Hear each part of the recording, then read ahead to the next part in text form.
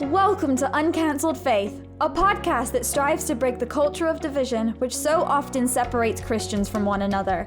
I'm your host, Hannah Rose Russell, and I'm so excited to have you here today. This podcast is an Inspired Truth production and aims to create a safe space for people to bring new perspectives on topics that are frequently controversial or fall victim to cancel culture.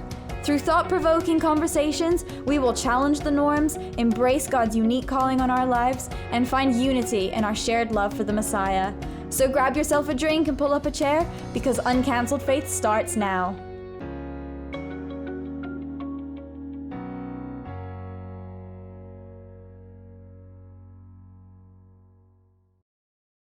Today, I am honored to introduce you to Caroline George, the multi-award-winning young adult author of Dearest, Josephine, and The Summer We Forgot. I've been a fan of Caroline's for some time and cannot tell you how long I have waited to finally connect and have this conversation with her. She is an incredible writer who isn't afraid to be vulnerable on social media, especially during the newest season of her life, which I'm excited to discuss with her today. So Caroline, welcome to Uncancelled Faith. How are you? I am doing great. Thank you so much for having me. And it's so nice to finally, meet you through the screen. Yeah, for sure. We've been connected for a few years, but we've never actually talked. And I've loved watching your many adventures and your beautiful photographs and words. So to have this time, it's the highlight of my week, probably month or year. Well, thank you. So for those who might not be familiar with you, can you tell us a bit about yourself, where you're from, and how you came to faith in Jesus? Yeah, so my name is Caroline George, and I'm the author of Dearest, Josephine, and The Summer We Forgot, both published with Thomas Nelson HarperCollins. I currently reside in a little tiny town in Wyoming, but I'm originally from Georgia.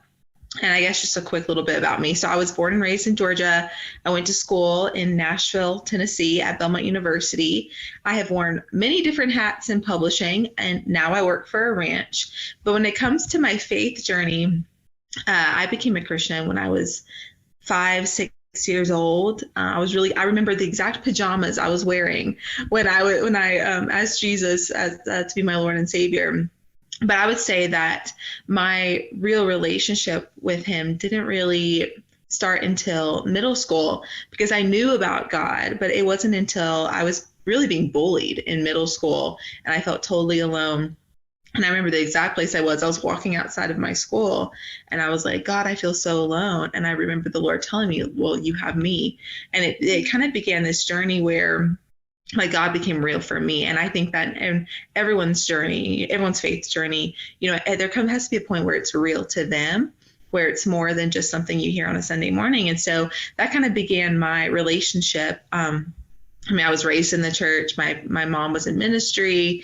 And so I saw religion, but it wasn't until middle and high school that my journey really became that relationship. And so, I found a church that I liked and kind of started walking with the Lord more intentionally, I would say then. And then in college, that's when, I think it became even more vibrant of a relationship. But that's a little bit about my journey, and it's still going. It's still going. And I feel like I learn a little bit more every single day. But to be where I'm at now, where I just really see, I think the big thing I'm learning is that God is kind, and that, God offers grace, and that, that not all lessons are painful. And I think that coming out of a hard season, how I viewed God was very different than how I'm viewing him now, because I think he's showing me just how kind he is. And so I'm just really soaking all that in. But yeah, that's a comprehensive overview of who I am, I guess. No, I love that. I have a similar story. I was about 5 or 6 like you. I don't remember the PJs I was wearing, but my parents had just put me to bed, and I came down, and I think my aunt, who isn't a believer, was there at the house, and I just said, I want to ask Jesus into my heart. And my mom's like, oh, you're just trying to get out of going to bed, go back to bed. And my dad's like, I'll come up. And so we prayed together. But then you're just trying to get out of going to bed. Yeah, that was my mom. She's like, oh no, you're just trying to get out of bed. And then she goes, okay, no, Dad, go off and pray with her. So that happened. But then, like you said, you get to know religion, But then it's not until you learn relationship with God that faith really, really grows. And so that was, for me, probably 18 was a big turning point where it became solidified and was like, okay, this is serious. It's either follow God with all your heart or follow your own heart for your own destructive ways. So I'm very grateful I chose the right path. Yeah, I love it. So you graduated from Belmont University, like you said, and you got to have a degree in publishing and public relations. So you've always wanted to work in the publishing industry, but did you always dream of being a published author? Well, I started telling stories before I could even hold a crayon. My mom, I would tell stories to my mom. She'd write them down for me and I would illustrate them. I was a voracious reader when I was younger. Like, I mean, I could read a book easy in the day. Like, I was flying through books. And so there was always this dream of being a writer, being an author. I think at one point my dad tried to convince me to be a lawyer when I was a little kid, like, because he was like, oh, you like Nancy Drew, you should be a lawyer. But there was always this dream to be an author. And when I was in middle school, I really got into writing fan fiction. And like I kind of said before, middle school was a really hard time for me. And I think in a lot of ways, God used writing to save my life in a lot of ways. And so I kind of used writing to escape. And I wrote Chronicles of Narnia fan fiction. That was my thing. Okay. I was really popular in school, obviously. And the funniest thing was I was the main character. I was Queen Caroline, the Courageous. It's okay. I can talk about it now. No, but I love that. It's so cool. So I used to post it on a little teen writing website, my little fan fiction. And I had 60,000 weekly readers of my Chronicles of Narnia, Queen Caroline fan fiction. So, of course, knowing nothing about publishing, I just assumed I would publish my Narnia fan fiction and become a best-selling author and retire by 25 in a beach house. And that was going to be my life. Well, no. But I had an English teacher who I'm still best friends with, who I saw potential in me and was like, hey, why don't you try writing your own original book? And which was so sweet of her. And I think part of it was she saw potential, but also another part was she was like, don't please stop writing this Chronicles of Narnia fan fiction. But the summer between my 8th and 9th grade year, I started working on an original book. It was terrible, but I wrote the second one. And at that point, I just fell in love with writing and writing my own stuff. And I had always written my own short stories, but to complete an original novel, for me, I was writing, that's when I was really writing for me and just for my own enjoyment. But the second book in the series ended up being the first one that I self-published. But I tried to get traditionally published. I reached out to literary agents and everyone said I was too young. And to be honest, nowadays, that's not really the case. People don't really care about age. It's more about, quality of work. But at the time, that's just part of my story. I had people just tell me, oh, you have potential, but come back to us in 10 years and we'll see how you do. But I was stubborn and really felt a deep calling that I knew I was supposed to be a storyteller. And so I started looking into self-publishing. And this is before Kindle Unlimited was on the scene, before CreateSpace was on the scene, before really any self-publishing options were available. Ebooks were brand new to the market, and everyone was freaking out, thinking that every brick and mortar store was going to go under, and books like hardback books were going to go extinct. Everyone in publishing was panicking. But the very first ebook I ever read was eBooks for Dummies.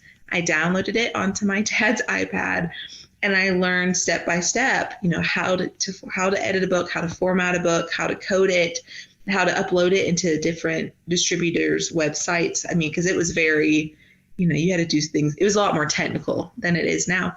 And did I do everything right? Definitely not. Made a lot of mistakes. I did not hire a professional editor. I had my English teacher and several teachers help edit it, and that was pretty much my process. Instead of hiring a cover designer, I hired a photographer and had full out cover shoots for these books. I mean, it was fun, but I pretty much did everything wrong. But it did teach me how to develop a thicker skin, how to advocate for myself and for my stories, like how to see it more as a business.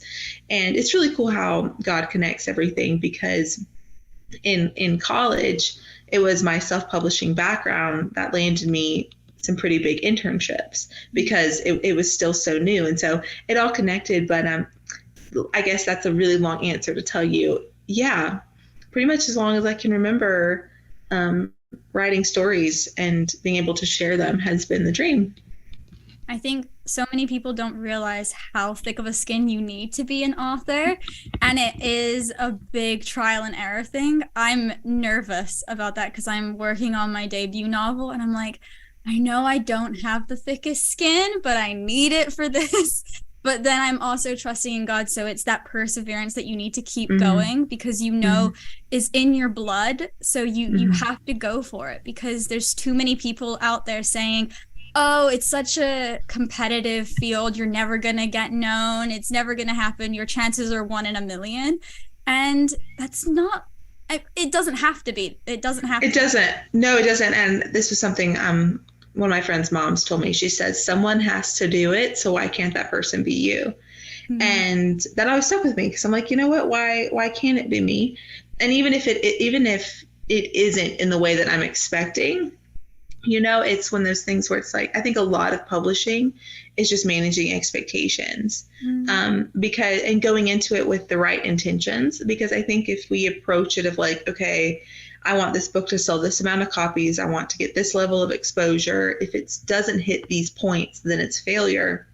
When in reality, you're like, okay, they're privileged to tell this story, and for someone to read it, that's a success. However many people who read it, that's a success because the book was meant to reach them, and so I think it's like managing those expectations, celebrating those little milestones. And I think when it comes to publishing, it's easy to see it as all these finish lines of being like, okay, I will be happy when I can get here, or when I can get here. And the truth is, there's never really a finish line, because the moment you get to that point, you've already figured out what your next finish line is going to be. And it becomes this rat race, and exhausting if you're constantly measuring yourself, weighing yourself against others, or weighing yourself against your own expectations. And so I found that any way I can to kind of break it down and not put so much pressure on it, to not, put these unattainable goals on it, really helps. But yeah, thick skin, it's art. Art's subjective. You could have a bunch of people look at a Picasso painting. Half the people would say they like it. The other half might say, or like a portion might say they hate it. Then you might have a portion that just simply doesn't get it. And it's the same thing with the book. So just because you get a bad review doesn't mean the book's bad. It just means it wasn't for that person. And books are mirrors. They reflect us. We take from them what we bring to them. And so, sometimes it just doesn't resonate with certain people, but that's okay. Yeah, it totally is. And if we think about it, I'm sure it's a saying, and I'm pretty sure it's not a Bible verse, but it's like, if you can minister to even one person, then the work will be worth it. And that's kind of what we need to understand. I think we live in a time where we want to hit the bestseller list, or we want to be able to make a full living off of the craft that we do. But at the end of the day, God's called us to do it not for the money, but for his glory and to serve others. So to be able to do that, and then to be content in that and not have that higher expectation, I think that definitely helps. So then when you do reach that goal, it's just as a surprise and blessing to you. Like, and also, isn't it Picasso, or there's so many artists who during their lifetimes, their work was hated by everyone. They didn't make any money off it, and then they die, and it's now worth millions or billions of dollars. That tends to be the trend. That really seems to be the trend. Yeah. So don't worry if you're not known in your time, because just wait till you're dead. You can go on someone's tombstone. Check me out at this website a few years from now. Hashtag @author. Yes. This day and age, yeah. So what is the writing process like for you? Does it differ from each book? Because your books are so different from one another. I would definitely say that they're different for every single book. I would say that at the beginning, a lot of my outlining looks about the same, I would say, because I'm given only a handful of months to write a book, and so it's like you gotta hit the ground running. And so so most of my outlines are about 30 pages long. I mean, I'll start with, okay, what is a one sentence elevator pitch for this story? How can I condense it into one sentence? And then I expand on that. Okay, how would I condense it into 2-3 sentences? And then so on. But I think the big thing that I like to start with, even beyond that, is figuring out, okay, what is my why? Like, I'm a why person. I have to know the reason I'm doing something, because I found that if a book doesn't have a core message that I believe in, then it becomes a lot easier to walk away from it. Yeah. And so pinpointing that, okay, what is this book really about? Why am I writing it? What's going to be the takeaway? What are my core themes? And then figuring that out and then working the plot from that tends to really help. But I like to describe my outlining process like throwing a rock into a pond. You throw a rock, you have that initial strike point, and then it ripples out. And that's kind of how I like to outline. I like to create that initial impact, and slowly start building from there. And so that's how the outlines end up being 30 pages long. But I find that if I do a lot of that legwork up front, do a lot of my research up front, then it at least smooths out the process to an extent.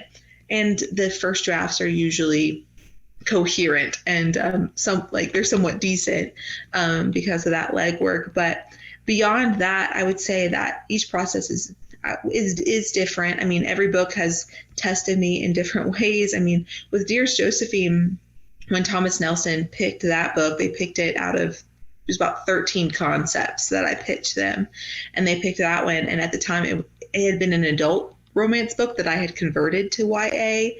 And I was like, this is too weird. No one's going to go for this. Like, it's too abstract. And so when they went for it, that was the first time I had ever written third person professionally, like to be published. And so learning that voice, like trying to view the story is almost like a play, to where a lot of action's happening off the page, to where it's like a lot of it's happening like off scene. And I mean, it was a very different thing to figure out and to balance. Okay, I need to figure out how to capture a Regency tone while also still feeling modern, or at least relatable to the modern reader. So that was super interesting.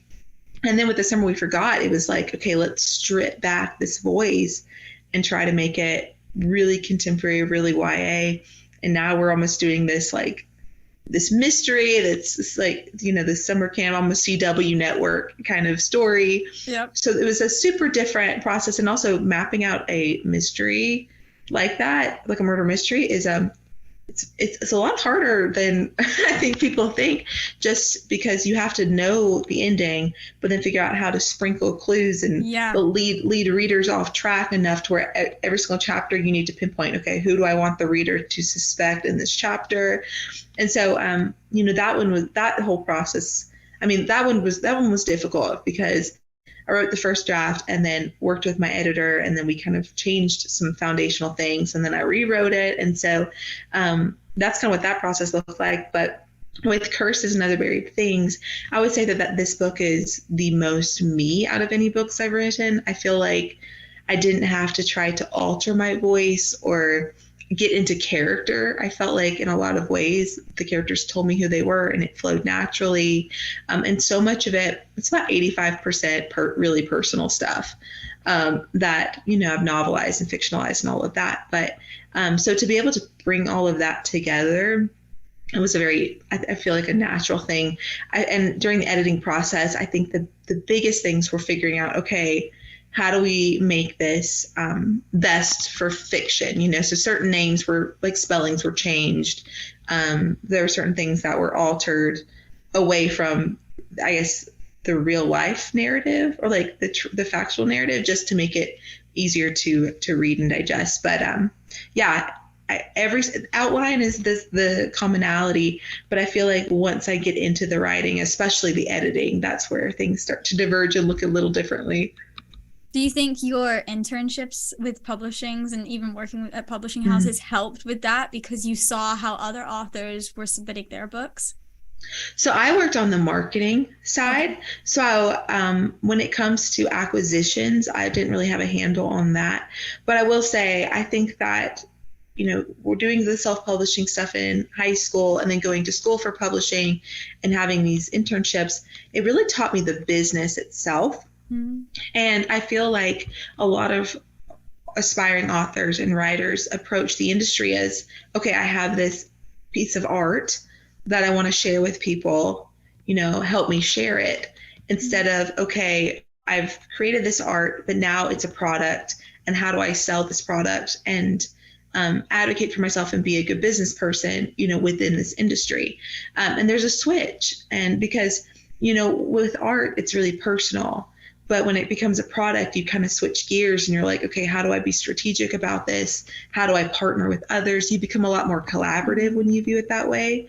So I think working in publishing taught me that aspect of it, but then also just the public relations and marketing side of, okay, we have this book, now how do we sell it? Because, if I want to write more books, I have to be able to sell my previous book, So I think the internships definitely helped me with that. And also just to know the process of, how to pitch, or what's actually selling, and that kind of stuff. So I think it helped with the business side for sure. And it's definitely been a reward. I mean, your books were you expecting them to be as popular as they are? I love that you think they're popular. That's so nice. Thank you. I see. I think, again, success is so subjective, and I'm very, very grateful for where I'm at. And I think for me, there's been a lot of like measuring expectations. But the hard thing is when it comes to books, it's hard to know their reach. I mean, I get a quarterly report of how many books have been purchased. But even from that, I mean, that doesn't even tell you how many people have actually read the book or how far it's gone. And not everyone who reads the book posts about it on social media or leaves a review. And, it's hard to gauge its reach. And, when it comes to like awards and accolades, I think all authors want these like accolades. But I mean, publishing it is a quiet industry. And, for all the hoopla that you might see on social media, I mean, really, it's really quiet. And you never really know a book's reach. So I'm grateful that you think that they're super popular. I will say I'm super blessed by every single reader who's picked up the book and every reader who's posted about it or has emailed me, because that's been really encouraging and kind of affirmed that I was supposed to write those books. Yeah. Of course. Yeah. I mean, you've got fan art being made for Dearest Josephine. I love it. And there was like costumes. People are dressing up in costumes. Oh, yeah. And it's that was pretty cool. Cool. That was cool. I was like, that's something I never would have expected. I think it was Victoria on Instagram. She made these costumes and did this whole like cosplay.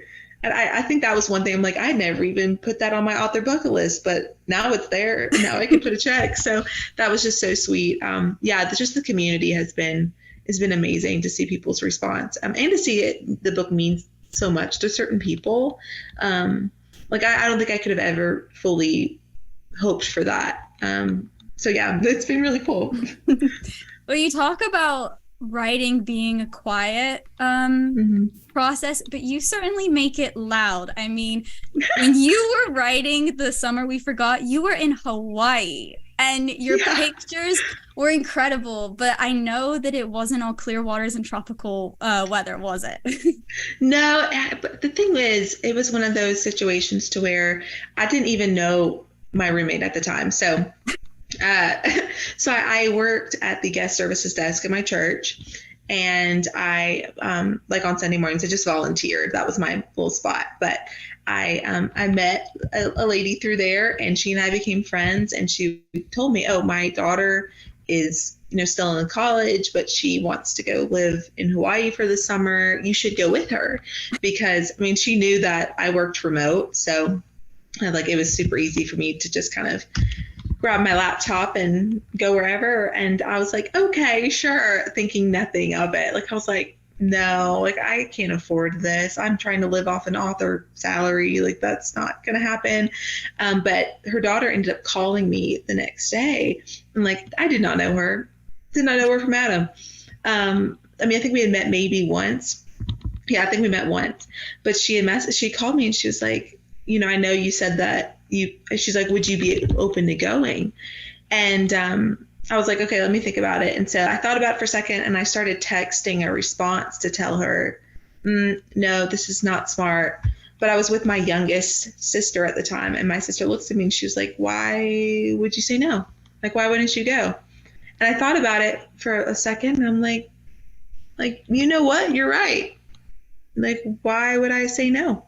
And so I crunched the numbers and I kind of made a list. And I was like, okay, God, if you want me to go, these are some things that I need taken care of. I was like, I need to be able to, you know, this is my budget for it. This is what I need, blah, blah, blah. Within 2 hours, everything was fixed and solved and in order. And within 2 hours, I was going to Hawaii.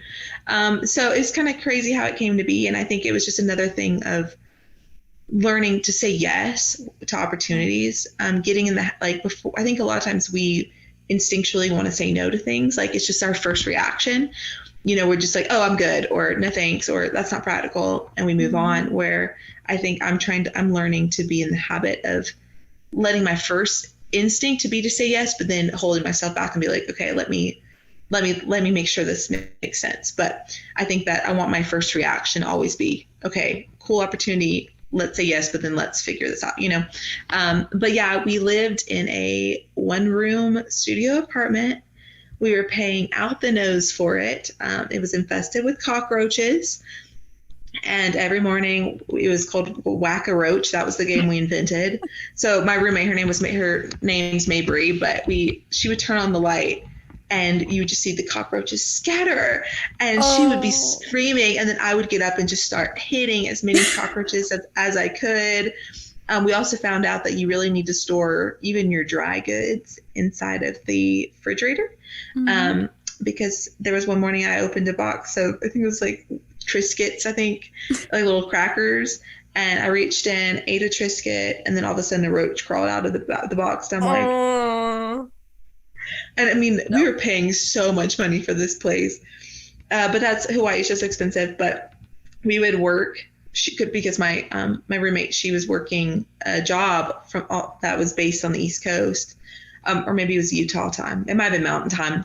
Anyway, we would have to wait. We would start work at 4 a.m., work until around noon, and noon, 2, something like that. And then we would eat lunch and then go to the beach. So we went to bed super early. We ate a lot of rice and ground beef because it was the cheaper thing to eat. But beyond all of those little things, it was really a beautiful time for me, just in the sense of I was very much at peace, and I liked the sand and going to the ocean. And Mabry and I ended up becoming super close friends, because we were pretty much bonded at the hip for the whole time we were there. I mean, I thought maybe we would go and meet other people, and we ended up kind of being on our own. And so I think the longest time we were apart was our flight back to the mainland. So that was, and I was like, oh my gosh, I'm going to miss you so much. I'm like so used to having you everywhere.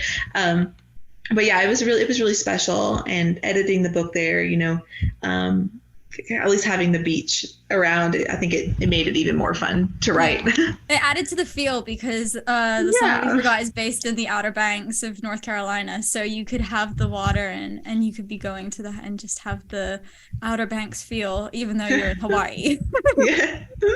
But I love what you said about just being able to say yes instead of no immediately. Mm-hmm. I did that last year, I guess, when Kyle Young, because you're part of his literary agency, and he's got a Serious Writers literary agency and website, and so they did a Italy writers retreat, and they broadcasted it, I think, back in May or June or something last year, and it came up on my feed, and I'm like, that would be fun to go to.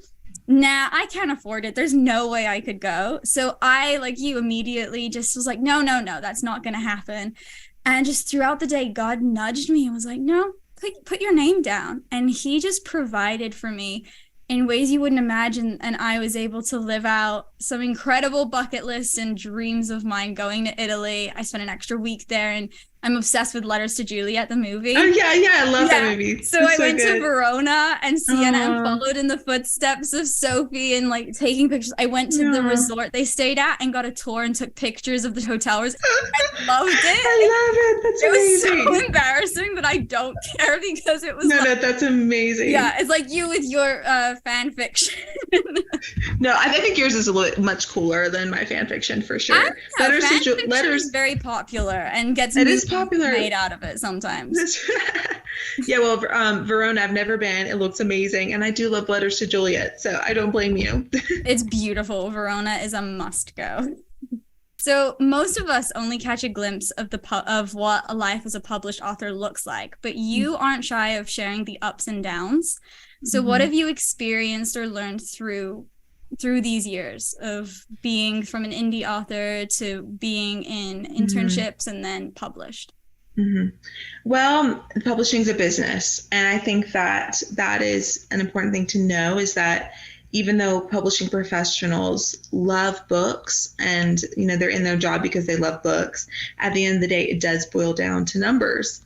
And I think that as an author, it's like you don't always think about that. I mean, in a publishing house, every single author is allotted a marketing budget, but the author will not know that marketing budget.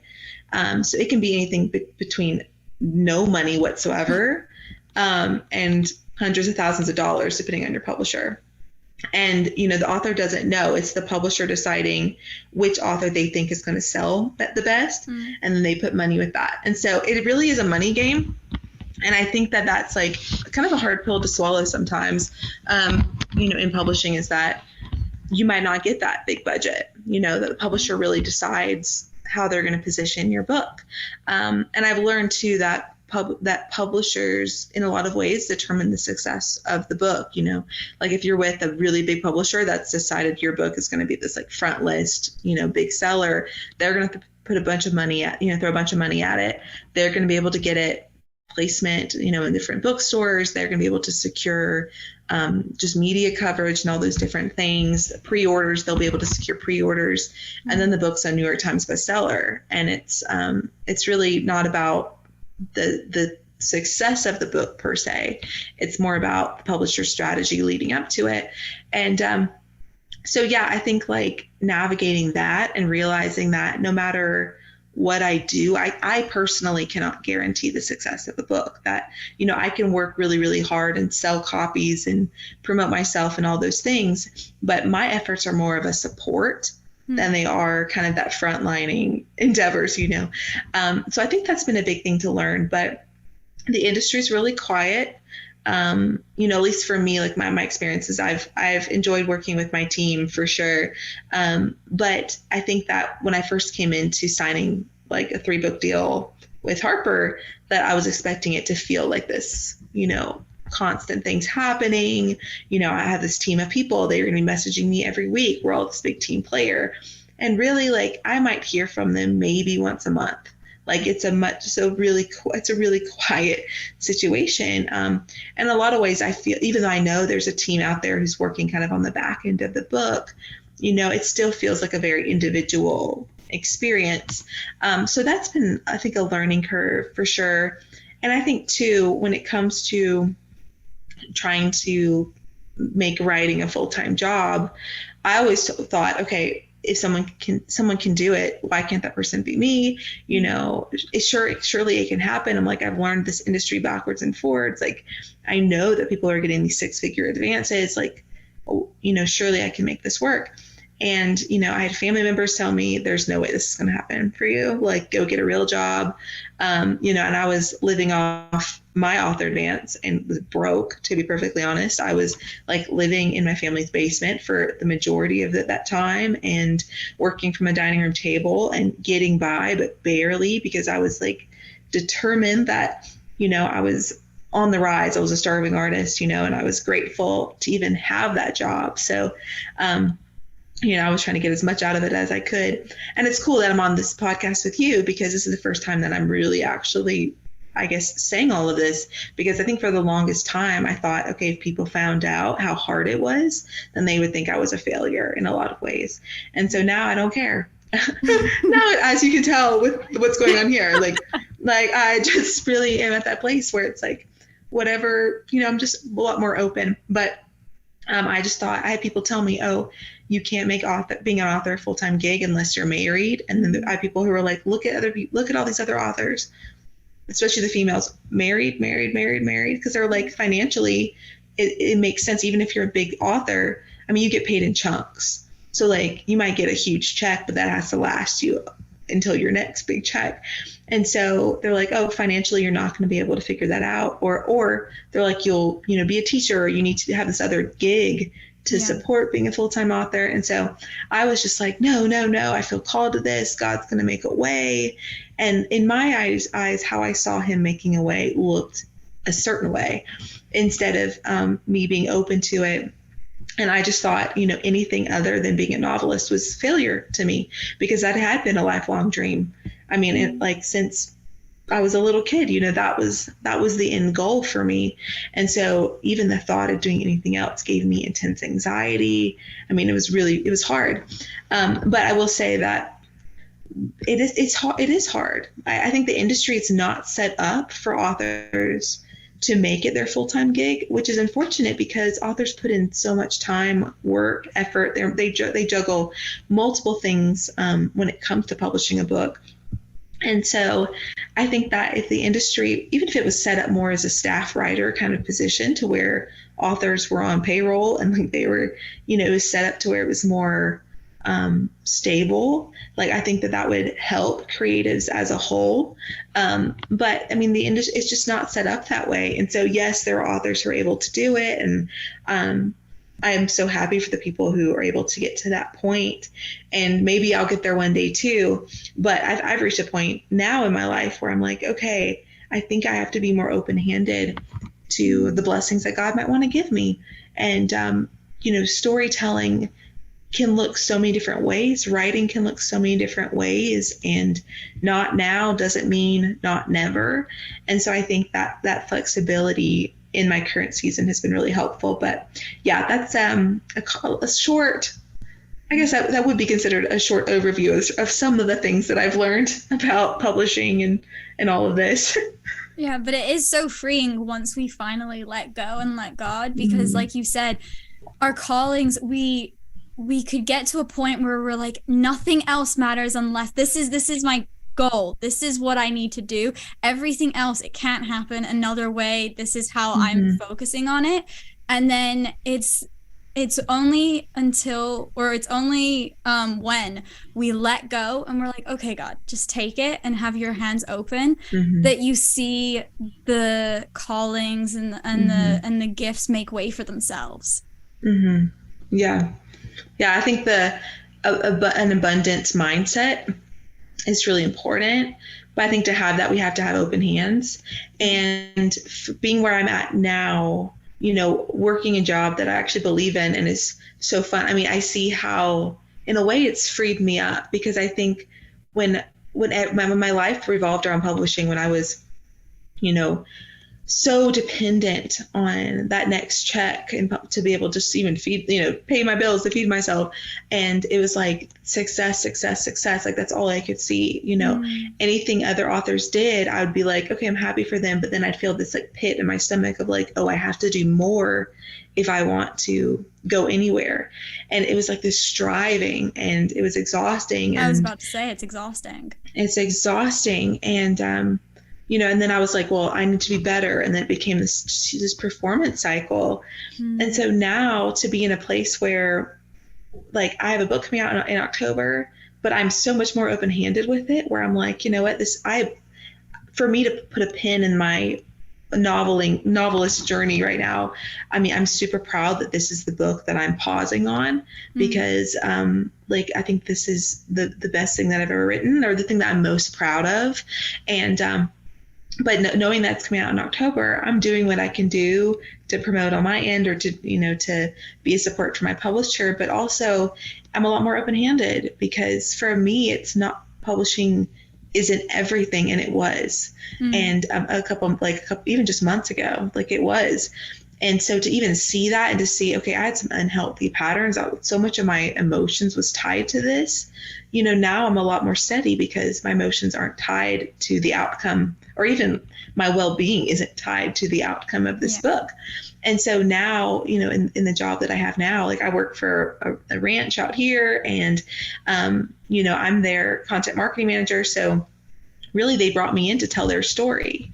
And so, I write for them now. And is it a novel? No, but they're to be able to kind of to look at it more as a story of okay, how do I communicate this? And even beyond that, just to live life. I think, even when after Dearest Josephine, when I was committed to living my own story and not looking at fiction as a crutch or using it to escape, I still think that when publishing was everything, when stories was everything, I was spending 8 to 12 hours every day writing a novel, which was amazing, and I loved it.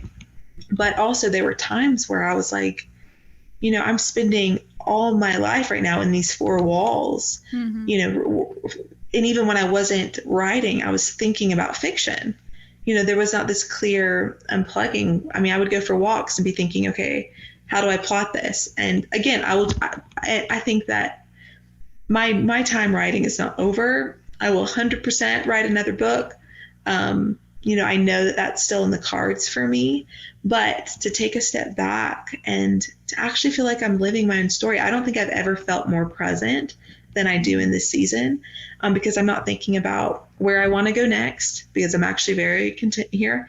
I'm not thinking about the next book I want to write, or, what's happening in this fictional world that I'm working on. I'm able to actually just be here and focus on life and meeting new people, and just living my own story. And it's been crazy, because once I started seeing my own life as a story, I start to see the plots. I've actually, I guess I'll tell you, because, it's us and I guess whoever's listening, but I've started working on, it's just right now a really rough sketch, but I'm calling it the Frontier Year. And it's just, I'm kind of just doing a quick little journal entry of every single day for this first year that I'm out here. And I'm doing it for me, but I've had a lot of people already reach out and be like, we want a book about what's going on in your life right now. So maybe we'll go there. But even just journaling and doing those things every day, I'm starting to see all the different plots going on in my own life, and the book worthy aspects of what's going on. And so if anything, it's giving me an appreciation for what I'm actually experiencing. And just my storyteller heart is, happy with it. But yeah, that's kind of, I think just having that abundance mindset and being open-handed is really important. And understanding that if God's hey, not now, that's not a no. And just settling in that, I think a lot of it's just settling and making camp in the seasons that God presents us with. That's so important what you just said about it's, even if it's a no, it doesn't mean not now. And you're ministering to me, because I think it was a devotional, or someone said it to me, and it really caught me off guard, because they said, your calling is not your identity. And I was hang on a minute. No, God's called me to be a writer. I am nothing unless I'm writing. That's what I was feeling. And then I just sat in it. And the more I was sitting, I was like, wow, I have to let this go, because it's not true. You are a child of God. You are his. Your identity's in him, not the calling that you've been given.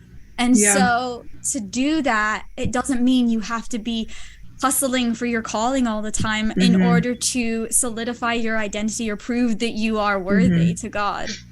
And I think too, when it comes to calling, I thought my calling was being an author, being a full-time author. But then as I started shifting gears a couple months ago, I was okay, I think I need to dissect this. What is actually the calling? Is it to be a full-time author?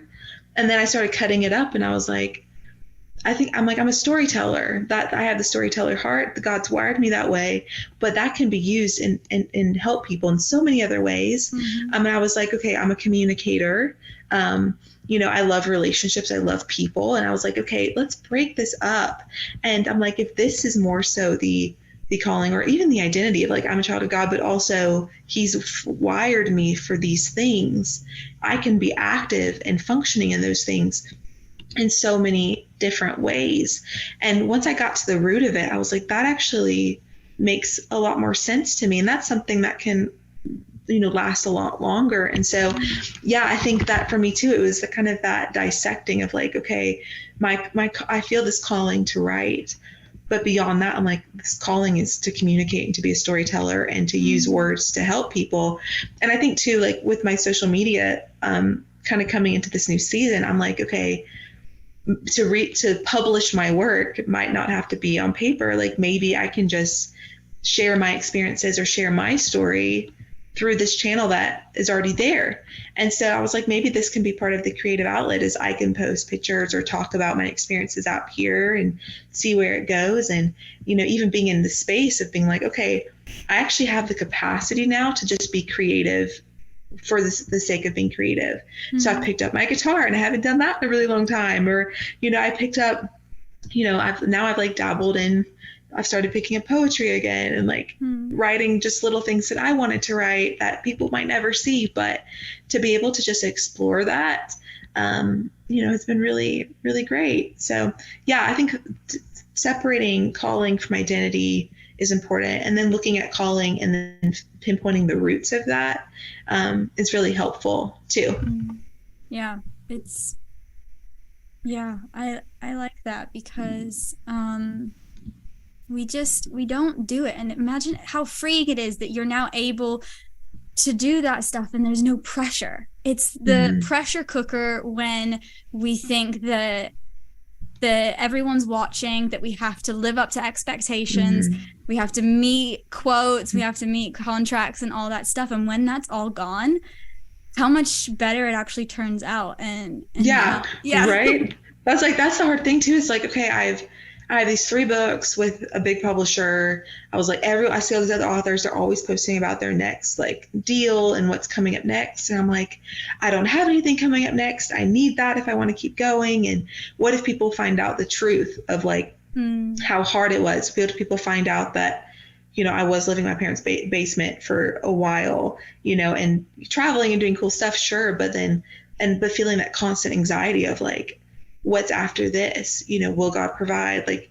and, being afraid of people knowing that. And, now to be on the side of like, okay, I'm not working on another book right now. Like I'm completely open-handed. I have a job that I really like, and I work with some awesome people, and I love this town, and I'm learning new skills. And I mean, I've been moving cattle and like have been on horseback and have been learning about ranching and just being in a completely new environment, and how helpful that has been. And so I'm calling this it's my frontier year, but it's also I'm living in, my whole goal is to live in freedom. I was like, freedom from shame, freedom from the hustle, freedom from, anything that I'm bringing in with me. I'm like, I just want to live in the open, and I don't want to feel like I have to filter myself. And I even think in publishing, and just a little side note, I guess, but I feel like in publishing, there are things I can't say. Like there are topics I can't talk about. There are things I can't say. And I think even too, I mean, I write for a Christian publisher, but they publish secular work. So, I mean, I write secular books. Like my books aren't technically Christian, like they're considered clean, but I wouldn't consider myself like a Christian fiction author. I mean, I'm a Christian who writes books, but I mean, it's a difference. And so even too on social media, it's like, okay, well, be careful. Like you can talk about your faith, but like be careful how much you talk about it, because then people are going to put you in this Christian box. And some of my books, a lot of Christians don't like, because they're like, this is, their idea of clean, it looks a little different. So, I mean, I've had people come at me. Like I've actually had a lot of Christians come at me, like more than like the secular industry, of people be like, you're leading people astray, or like, you're not a real Christian, or, people really come at me because of my books. And my books are clean by industry standards, but because of, other people's convictions, which I respect, they've come at me. And so it's like, it's created this like, oh my goodness, I have to really hold my tongue, or, I don't want people to put me in these boxes, or I want people to, not think that I don't want people to think that I'm more successful than I am, but I was like, I don't want people to think I'm a failure. And then to enter the season of like, you know what? I don't even care. I don't even care anymore. People can like my book or they can dislike my book. Doesn't really matter. People can think I'm a success, or they can, whatever because at the end of the day, I'm not doing it for them. And, and also at the end of the day, I know that the books are reaching who they need to. And anytime I get a message from someone who is like, your book was exactly what I needed to hear, I'm like, okay, well then it was for you. It was for you. And so that was a long monologue to just, I guess, and simply encourage you and anyone else who's listening to live in the open, to not be afraid of what other people are going to think or say, to not be afraid of whether or not how you're living is measuring up to your own expectations, to really just like to walk by calling and trust that, God is abundant and he gives good gifts. And sometimes that's one of the hardest things to swallow, is that God can just simply be kind, and pain doesn't always lead to more pain, and that, there can be good things even in that disappointment. So yeah, there's my monologue. I love your monologues. Keep them coming. Actually, you said in a recent post, I mean, you didn't say it exactly, but I can't remember which one it was, but you said letting go isn't the same as giving up. Mm-hmm. And I thought that was so profound, because we often think, oh, we are not doing this anymore, so I'm a failure, I've given up. But then we realize there's multiple seasons of our lives, and God often pulls us away to either train us or give us rest, and that's okay. We do not have to hustle every single day of our lives. And I like what one of my favorite nonfiction authors, Jordan Rayner, says. He says, we will always die with unfinished symphonies. We will never accomplish everything, and that's okay. But it's getting to that, isn't it? Yeah. And I think too, God is a good storyteller, and every single thing in our life has a purpose. Even if it doesn't feel like it is, it all connects. I look back at my life and I just see, I'm like, what things that didn't seem to make sense, like God has brought them all together. I mean, I never thought I would have ended up here in Wyoming. I actually met Jessica Jackson. Like, she's her whole family has adopted me out here, and I'm obsessed with them, and I love them so much. But I met her through a writing conference, and because I was called, like, they had me come out here to work and teach at a conference, and then they invited me back the next year, and Jessica and I had become friends, and she was like, oh, come, like, I live 2 hours away on my ranch, like my family they manage an 80,000 acre grazing association out here. And she was like, come see it. Like, my husband, he manages this property. Like, he's a cowboy, like, come see. And I'm from Georgia. So, I grew up around cattle farms, but ranching was a new thing. So I said yes, thinking, oh, it's a quirky time. Again, the power of saying yes. And I came out here and completely changed my life. Like, this, I've never been so possessed by a place. Like, I came here and I was like, I have to be here. Like, I just knew. And so I kept coming out, and every single time God was like it was such an intense, like, draw that every time I wasn't here, it was like almost ruminating of like, I have to be there. I have to be there. And, but I would not have even come out here if it wasn't for writing.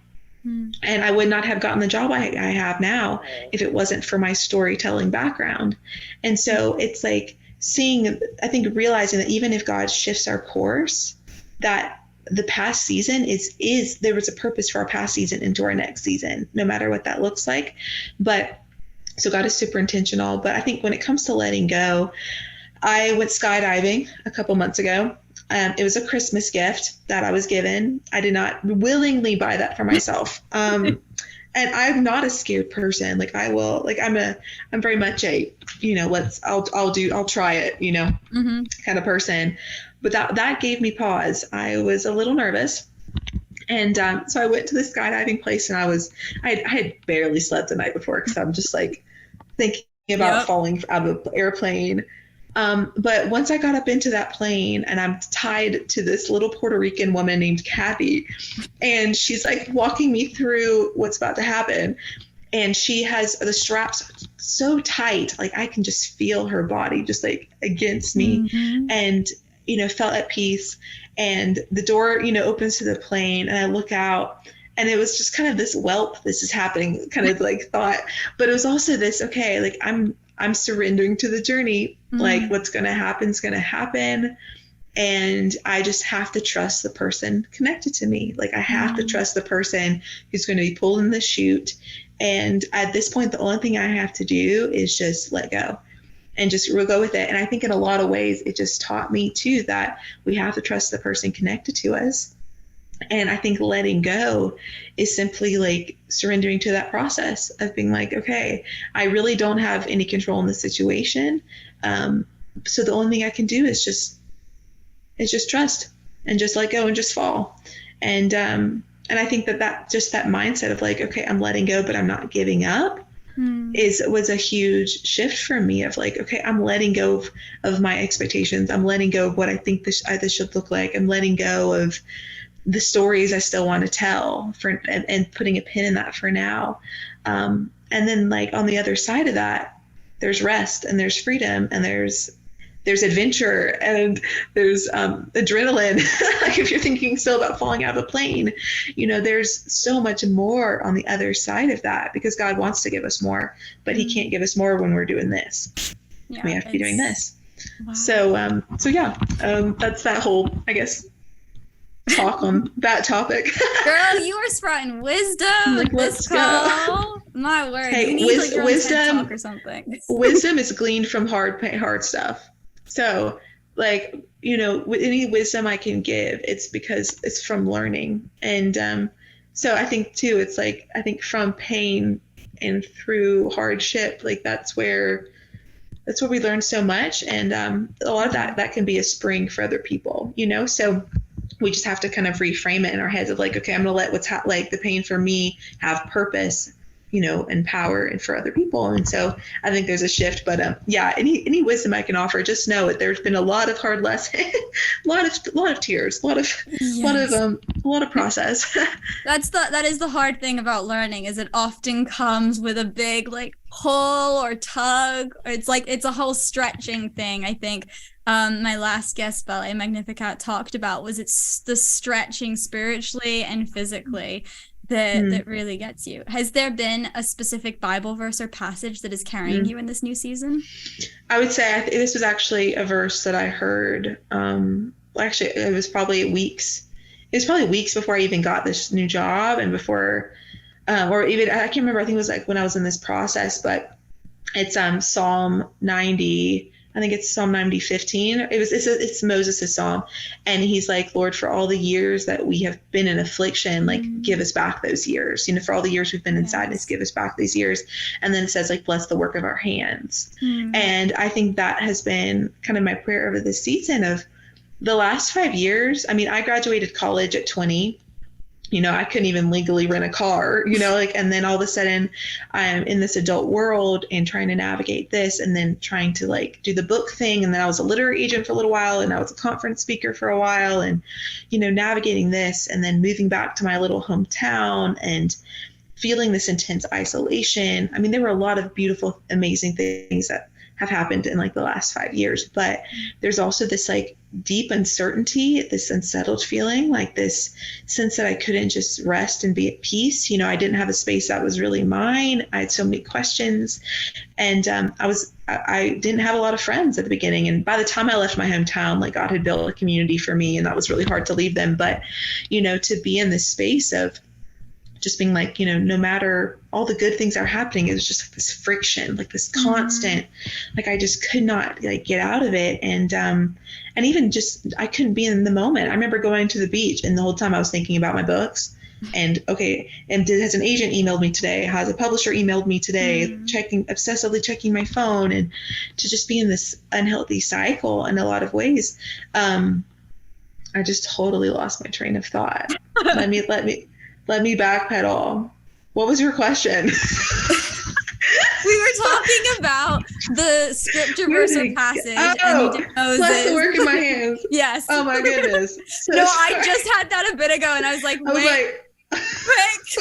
That was like the end of the rope. Like I just went down to that trail and there was a dead end. Okay, bring it back. No, so but my it's prayer, so though. true. I'm in the same boat as you. Yeah. We're connecting here. Yeah. There we go. But all that to say, stepping into this season, I've been like, okay, God, for these past 5 years that in so many ways have felt like suffering, even in the abundance have felt the suffering. I'm like, Lord, I just pray that you will give me back those years, that you'll give me back those years when it comes to community, when it comes to experiences, when it comes to peace. And I think for me in this new place of just being like, I just want peace. I just want to be able to rest and just like live life and meet people and experience my story. And so I think for me, I'm like, okay, Lord, I want like, give me back those years when it comes to my life and living life, but then also bless the work of my hands, where I'm like, okay, God, bless the work of my hands when it comes to the stories that have been written and that, curses that comes out in the fall, but also bless the work of my hands when it comes to this new job that I have, bless the work of my hands when it comes to how I'm functioning in the community. And so that's kind of been my prayer for this season of like, okay, give me back these years, bless it. But too, it's like, I think there's a trust in that of being like, okay, I'm trusting that you're already doing it. I'm trusting that like you brought me here for that reason. But yeah, I think that's been my verse, because I just have been like, okay, that's whenever I feel anxiety, I just pray that. But yeah, I'm going to find that and highlight it, because I am in the exact same boat as you. And it is a massive trust. And I just keep saying, Lord, I trust you wherever you lead, but I'm feeling that friction. And I'm like, I just want that peace. I want to be able to live in the fruition of my work, but also be in a place with community and peace with God, and just feeling like you did when you went to Wyoming, where you're just like, this is my place. That's what I'm looking for right now. And I think the biggest advice I can give if you're in that season is to make camp in it. Because I think a lot of times, like in Christian culture, when we feel pain, suffering, it's like we want to put this Christian Band-Aid on it and be like, like I can't tell you the amount of friends who are just like, have more faith. And I'm just like, well, the truth is, faith is actually is supernaturally given to us. Yeah. So God gives us faith. Like it says that all throughout scripture, like God is the source of our faith. And so we can't just like magically conjure up more faith. No. So it's like people are like, oh, just have more faith. And I was like, well, I'm really feeling these intense feelings, and I know God is good and I know God is trustworthy, but it honestly felt like I couldn't fully validate what I was going through. And so then I kind of had to wrestle with that. I'm like, God is totally okay with us being like, God, I trust you, but this really hurts. And I trust you, but I'm having a hard time trusting you, like help my unbelief kind of situation. Yeah. Like I believe, help my unbelief. And I think too, like when we're feeling that, I think one of the best things we can do is look it in the eyes and just be like, okay, I accept you. Like I'm not going to sweep you under a rug. I'm not going to put this Band-Aid on you. I'm going to acknowledge that these feelings are there and that, that I'm wrestling with this. And it's okay to be messy, because God wants to see that too. So I think that was the biggest thing I learned, was just being like, okay, I'm feeling all these things, or God, I'm having a really hard, to be perfectly honest with you, for the sake of this podcast and for the sake of just being raw and transparent, a couple of weeks before really this job came through, I think it was like the day before, it might've been the day of, I ended up getting like this job offer and figuring this out.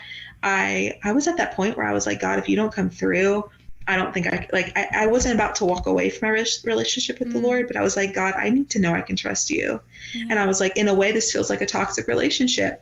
It feels one-sided. I was like, God, I've been putting all my stake in you and doing this. And now I'm feel like I'm literally about to be homeless and no money and no prospects and all those different things. And I was like, God, if you don't come through, I'm like, I don't know how this is going to shape like how I view you, because if you're my provider, if you're the source, I'm like, I need to be able to see that you're driving this ship. Yeah. Because I'm like, if you're not driving the ship, why am I giving you the steering wheel, Yeah. And that's the most raw and transparent I could possibly be. But it was at that point where it was like, God, if you don't come through, I don't know how our relationship is going to look on the other side of this. And you know what? God in his goodness knew that. he was okay with hearing that, and he did come through. And now on the flip side of it, it's like, okay, because he's come through and shown me that we are a team, that he is like, we are like, it's not just him and then there's me, like we are together. There's a responsibility for me too in that. I'm like, okay, well, if you're showing up, I have to continue to show up too, because we're in a relationship. It wouldn't be a good friendship if it's a one-sided situation. No, you have to be in, you have to reciprocate. You can't just have a relationship where you're doing all the work and the other person isn't. It doesn't work. So, but God chose himself. So I think like being in those places of being like, okay, like I was literally at this, God, I don't know what I'm doing now. Like, I might walk and I love you, but also I don't know if I can put all my eggs in your basket. Yeah. And then to be like, okay, all the eggs are still in your basket. We're a team. We're doing this together. There's a level of responsibility, but we have to confront our mess to get to that point. And God will show up, but we have to like look at our mess in the eyes and be okay with wrestling with certain things. And I think we'll always wrestle with certain topics. There'll always be things that come up in our life where we're like, okay, I'm having a feeling about this. Like I need to figure this out. But yeah, that's my advice when it comes to those hard seasons, is just to make camp in it and look at it. And it's not about, as well, the whole thing that you were saying about Christianity. They always want to look good, look perfect. Like, walking with the Lord is like walking in a field of sunflowers or something. It's like you're walking on a beach and there's the footsteps right beside you. Yes, and when this one footsteps, he's carrying you, and you're like, huh? It's like, no. And we forget how many chapters, how many books even are of the prophets, of the kings saying, Lord, I am distraught. I want to kill myself. Like all this stuff. It's okay. And it's even better to say it to God, because he's the one who completely understands and is the only one who can truly pull you out of it and help you in the way that truly restores you back. I mean, I just keep thinking of, isn't it Elijah, when he's like, I'm so done. I can't handle this anymore. And God's just like, you just need to sleep and some food. I tell people that all the time. I'm like, I just need to sleep and a snack, and it's biblical. Everyone's like, okay, sure. No, but I love that too. I think it's easy because I think we want to put God in a box. I think we want to take like the Bible and frame it in a way that we can understand and that like looks pretty to us, and I think when you're in a relationship, and I think that's something I've learned too, where it's like my relationship is I'm like it's independent of like the religion. Like, I mean, it's part of it. Like I go to church because it's a support and it's a great community, but it was reaching that point of like, okay, I'm not doing this because I don't find my identity in Christianity. I find my identity in God. And so it's been kind of a cool journey there, but it's true. Like, I mean, the Bible it's messy. It's messy. God uses messy people. And I think like reckoning that of being like, okay, I don't have to be perfect. I can be messy with God, and that is totally okay, because God in his goodness like will restore, and he will work on us, and not all lessons are painful. Like sometimes he can work on us gently, and so I mean it's a really cool thing for sure. And I think that's with any relationship though. If you're having a perfect relationship where you never have a fight or you're always tiptoeing around each other, that's not a true relationship. And so to say you're a Christian, but you're not in this relationship with God, like you can say you're a Christian, but it's that relationship that is the foundation of everything else. You can go to church, you can walk it, but it's just going through the motions. It's not the true relationship that God wants from us and that he talks about in his word. And I think all relationships have mountain and valleys. And I've had people like older married friends tell me that too, where they're like, your spiritual walk, it's not a flat line. No. There'll be times where you're like on this mountaintop, and there'll be times when you're in this valley, and there's these like ebbs and flows with it. And I think we have to make peace with that too. And that's when we know it's like, okay, like God is consistent, in this. And if we're looking at God directly and not through church or through scripture, but like genuinely, at Lord, and you can see God through scripture, but you know what I mean? Like having this more direct link to him, and to understand that like there's grace in that too, which is really cool. And I've even had friends who've like given me relationship advice where they're like, even when you're in a relationship with another person who's trying to walk with the Lord, like their faith's not always going to look the same too. No. So it's like, understanding that whole process. But yeah, it's really interesting. We could probably talk for hours about just that. We could. We'll have to do like a whole other podcast about it. But for now, because I know we're running out of time, but you're taking a break from writing, but you do have a new book out in October called Curses and Other Buried Things. I finished it this weekend. So I did enjoy it. It was different from your other two books, which I love different. Because you can anticipate what's going to happen really then, because you're keeping us guessing. I'm like, what is she going to come out with next? And this one, it was a lot darker. It had a heavier material, but it also held great sentimental value to you. Yeah. So with Curses and Other Buried Things, I will say my publisher has been awesome with, they haven't wanted me to get stuck in a certain subgenre in YA.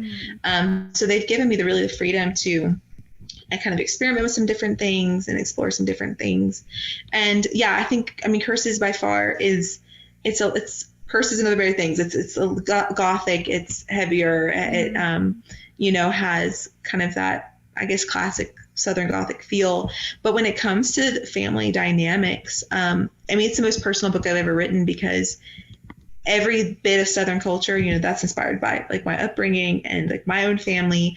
And then when it comes to the drama, I guess, within the family dynamics, that was all inspired by stuff that's happened in my family. And so for me to I had to dig up my own stuff and look at it for the sake of this book. But one thing that I'm really passionate about is the idea of like breaking generational curses and like generational trauma, and understanding those cycles. And, even growing up in a family, hearing things of like people indirectly saying, oh, like, that's the George family curse, that's a joke, things like that, or things people have said to me like, oh, you're like that because of X, Y, Z, and we carry words with us, like we carry things with us. It has a lot of power.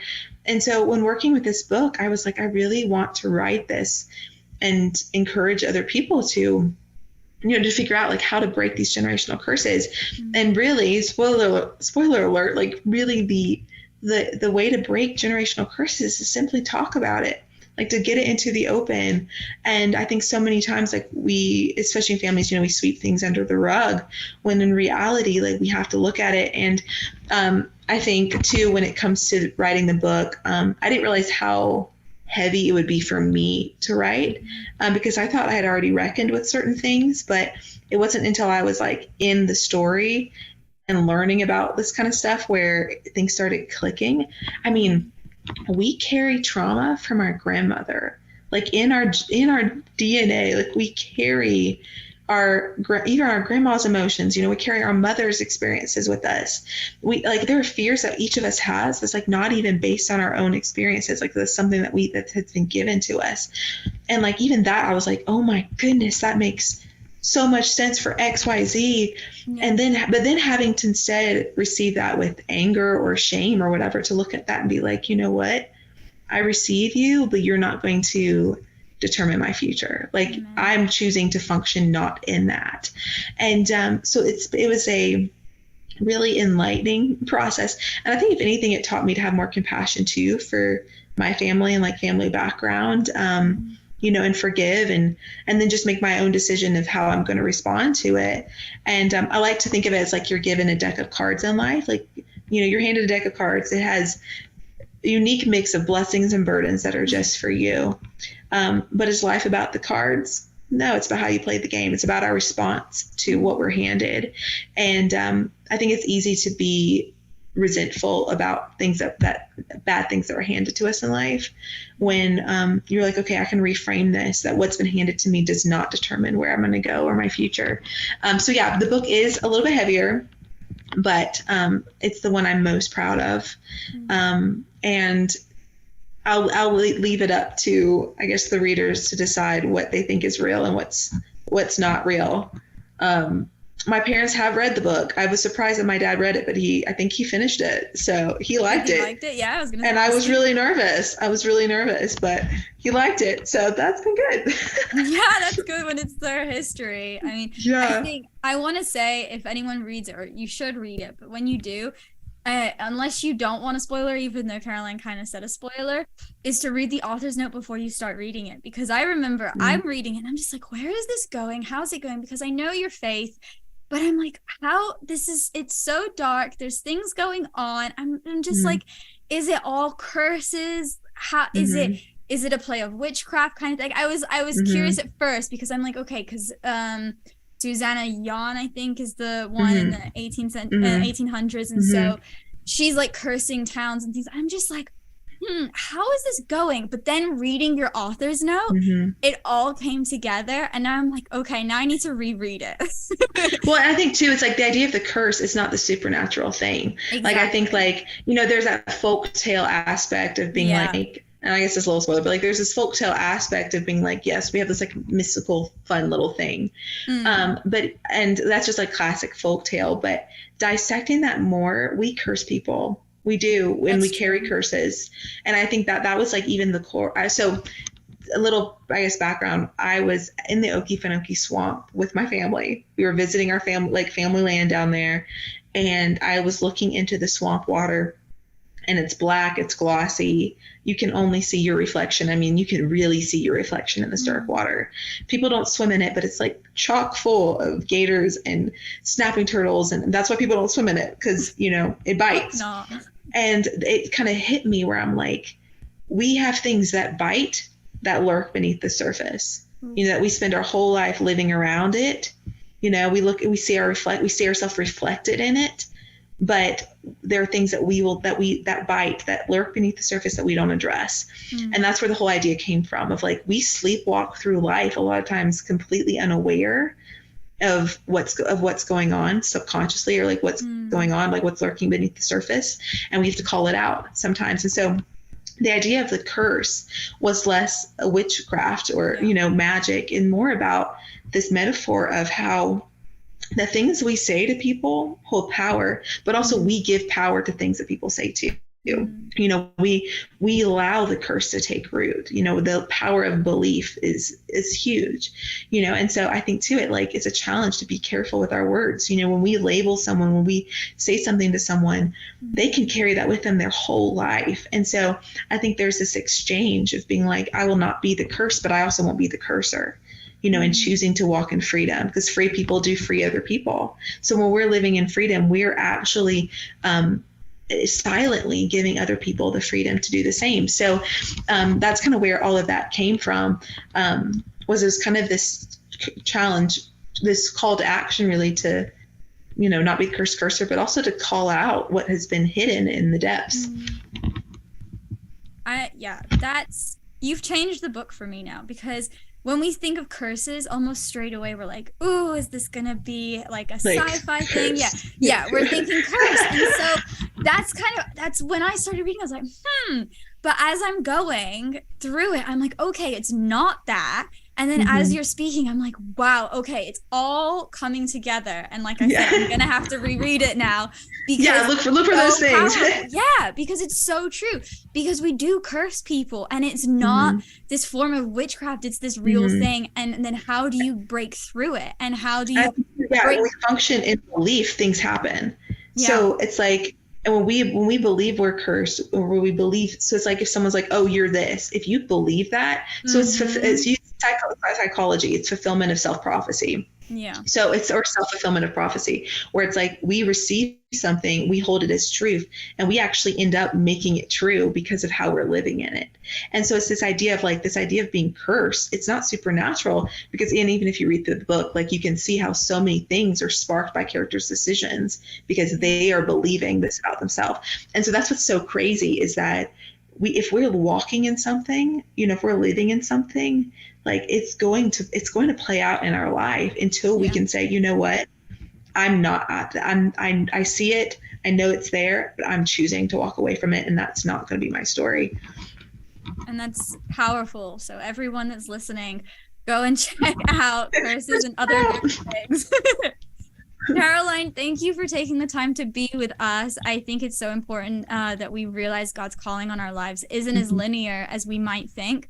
Sometimes we must go and walk into something new and greater that's waiting us on the other side that doesn't necessarily have to be in line with what we thought we were expecting or what we had imagined. So I look forward to watching what God does as you settle into your ranch life. And I hope we'll stay in touch beyond this interview. Of course, we're friends. Of course, we'll stay in touch. And have thank you so much for having me. Yeah. That's me. I send so many voice memos. It's not even funny. I feel bad for everybody.